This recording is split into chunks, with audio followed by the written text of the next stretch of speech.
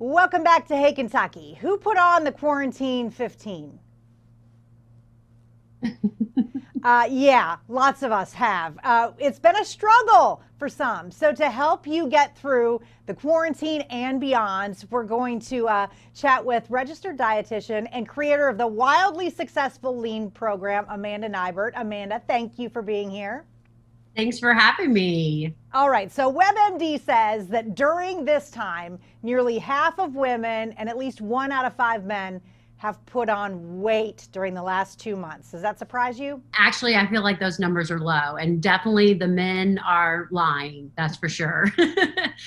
But yeah, I mean, I think with all the stress and anxiety, I think a lot of people are leaning on food to kind of cope with that. I think there's a lot of uncertainty around food. So we kind of hoarded, our purchases in the very beginning. And, now the longevity of this quarantine is kind of catching up to us.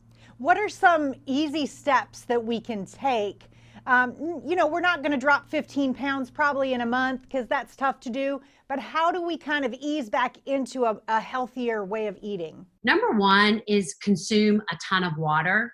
A lot of times people, when we're kind of sitting around where we don't have as much activity going on, we're just not focused on getting that good hydration. And the signal for thirst and hunger is exactly the same. So if you're kind of going throughout the day thinking, oh, I'm just hungry all the time, it could be that you're just not getting enough fluid. So drinking plenty of water, I feel like is free, and it's a pretty easy tip to kind of manage your hunger. The other thing that I think would be super powerful is to just limit the amount of times you are eating.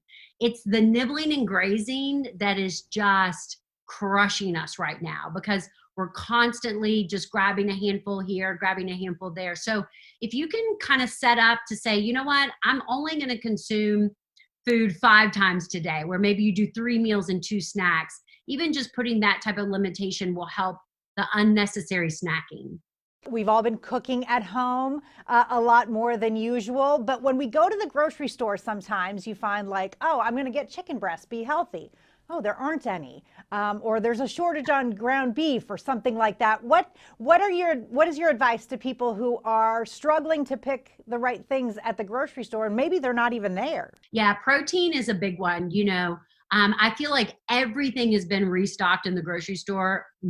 Maybe the toilet paper and protein are kind of struggling, but there's other really great ways that you can find protein on the shelf. Don't be so picky and so hard on yourself. Think of like canned chicken and canned tuna. Beans are a great source of protein. The other thing that we're not in super limit of is vegetables. So we're stocking up on kind of unhealthy processed foods. So find ways to load up on vegetables in your diet. That's a great way to incorporate, healthier items. Think about those kind of fast grab and go protein sources that may be more on the shelf than in your freezer or section. And that'll give you just a little bit of variety to kind of work with. Can you talk about alcohol? Because a lot of people that I'm asking for a friend, not for me, but it's been easier to kind of slip into that, oh, I'm going to have a couple drinks tonight because I don't have to be up super early in the morning or whatever. How does that impact your diet? Yeah, that's a big one. And I think it's like you said, every day feels like a Friday, because you don't have that schedule coming up. But alcohol is actually the 4th macronutrient, and a lot of people don't realize that. And it's the body's inability to store alcohol is how it impacts the metabolism so much. So when you sit down, the easiest way I can explain it is when you sit down to like chicken, broccoli, and a glass of wine, your body is going to have to work first and foremost to get rid of the wine while it stores the chicken and broccoli for the next 4 to 6 hours.